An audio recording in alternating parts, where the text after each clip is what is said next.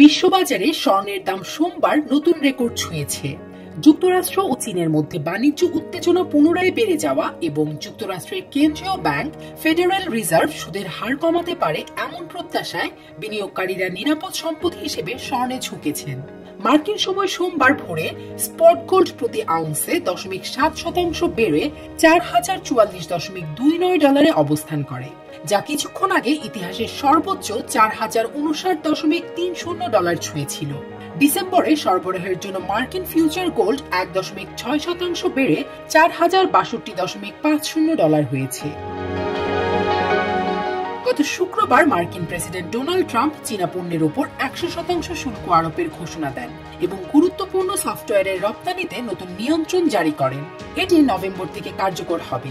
চীন পাল্টা প্রতিক্রিয়া জানায়, এই পদক্ষেপের ন্যায্য কারণ থাকলেও তারা এখনই যুক্তরাষ্ট্রের পণ্যে অতিরিক্ত শুল্ক আরোপ করছে না।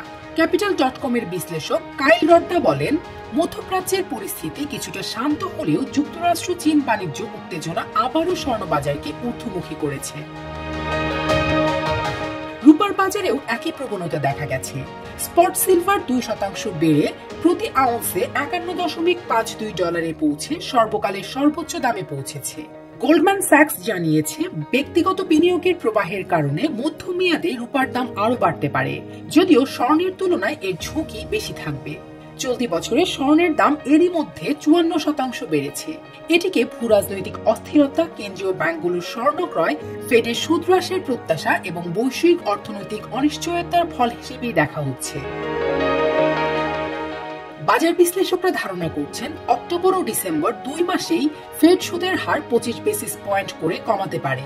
মঙ্গলবার ফেড চেয়ারম্যান জেরোম পাওয়েল অর্থনীতিবিদদের সম্মেলনে বক্তৃতা দেবেন, যেখানে এ বিষয়ে নতুন ইঙ্গিত আসতে পারে।